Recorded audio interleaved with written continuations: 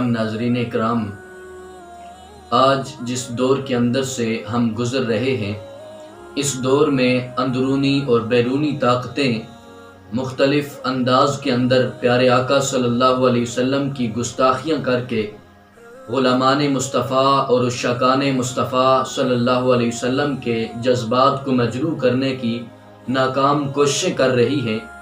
تو ان لوگوں کے خلاف جہاں احتجاجی ریلیاں نکالی جائیں، جہاں نعرہ بازی کر کے اپنے احتجاج کو ریکارڈ کیا جائے، وہاں علامہ اقبال رحمۃ اللہ تعالی علیہ نے ہمیں 3 بڑے اہم پیغام اور بڑے اہم سبق عطا کیے ہیں۔ آپ فرماتے ہیں کہ جس دور کے اندر رسول اللہ صلی اللہ علیہ وسلم کی گستاخیاں ہو رہی ہوں، اس دور کے اندر امت مسلمہ کا پہلا فرض یہ ہے کہ وہ کثرت کے ساتھ اپنے نبی پہ درود و سلام پڑھے۔ یہ پہلا سبق ہے، اس لیے زیادہ سے زیادہ رسول اللہ صلی اللہ علیہ وسلم کی ذات مبارکہ کے اوپر درود و سلام پڑھا جائے۔ آپ آج مدارس کے اندر چلے جائیں، سکولز کے اندر چلے جائیں، یونیورسٹیز اور کالجز کے اندر چلے جائیں، وہاں آپ کو علامہ اقبال کا نام اور آپ کی شاعری نظر آئے گی۔ اس کی وجہ کیا تھی؟ آپ کے دور کے اندر کسی شخص نے آپ سے پوچھا کہ علامہ اقبال، مرزا غالب بھی بہت بڑے شاعر ہیں اور آپ کے دور کے شاعر ہیں، لیکن ان کی شاعری کو اتنا عروج نہیں ملا جتنا عروج اور کمال آپ کی شاعری کو ملا ہے۔ اس کی وجہ کیا ہے؟ تو ڈاکٹر اقبال رحمۃ اللہ تعالی علیہ نے فرمایا کہ اس کی اور کوئی وجہ ہو یا نہ ہو، میں اتنا ضرور جانتا ہوں کہ میں نے 100 کروڑ مرتبہ اپنے نبی پہ درود پڑھا ہے، اللہ نے اس درود کے صدقے سے میری شاعری کے اندر اتنی چاشنی اور اتنا لطف رکھ دیا ہے۔ تو کثرت کے ساتھ آقا علیہ الصلوۃ والسلام کی ذات پہ درود و سلام پڑھا جائے۔ اور امام زین العابدین رضی اللہ تعالی عنہ سے کسی نے سوال کیا کہ جس دور کے اندر فتنے زیادہ ہو جائیں گے، فرقہ واریت کی کثرت ہو جائے گی، اس دور میں ہم کیسے پہچانیں گے کہ حق پہ کون ہے اور باطل پہ کون ہے؟ تو امام زین العابدین رضی اللہ تعالی عنہ فرمانے لگے کہ اس دور میں تمہیں ایک علامت بتاتا ہوں، جن لوگوں کے اندر یہ علامت پائی جاتی ہوگی وہ حق پہ ہوں گے۔ وہ علامت کیا تھی؟ امام زین العابدین رضی اللہ تعالیٰ عنہ فرمانے لگے، اہل حق کی علامت یہ ہے کہ وہ کثرت کے ساتھ رسول اللہ کی ذات پہ درود و سلام پڑھتے ہوں گے۔ تو اس لیے حضور کی ذات پہ کثرت کے ساتھ درود پاک پڑھیں۔ یہ علامہ اقبال کا پہلا سبق تھا۔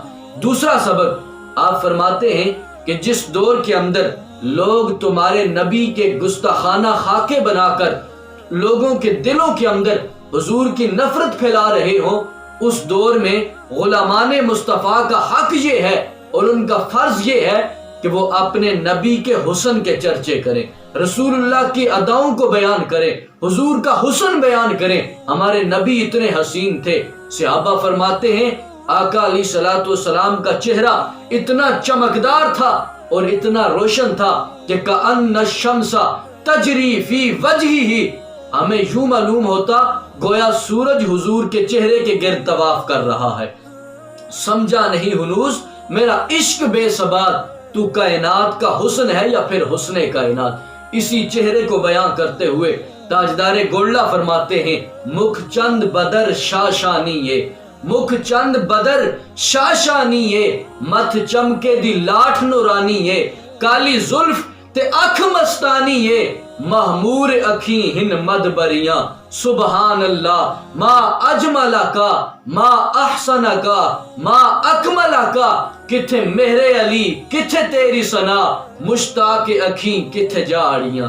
تو یہ دوسرا سبق ہے علامہ اقبال رحمۃ اللہ علیہ کا۔ آپ فرماتے ہیں جس دور کے اندر تمہارے نبی کے حسن کی تذلیل ہو رہی ہو اور گستاخانہ خاکے بنائے جا رہے ہوں، اس وقت تمہارا فرض یہ ہے کہ اپنے نبی کے حسن کو بیان کرو۔ تیسرا پیغام ڈاکٹر علامہ اقبال رحمۃ اللہ علیہ فرماتے ہیں جس دور کے اندر تمہارے رسول کی سیرت کو مٹایا جا رہا ہو اور لوگوں کے دلوں کے اندر ان کی نفرت پھیلائی جا رہی ہو، اس دور میں امت مسلمہ کا تیسرا فرض یہ ہے کہ وہ اپنے بچوں کے دلوں کے اندر اپنے رسول کی سیرت کو نافذ کریں۔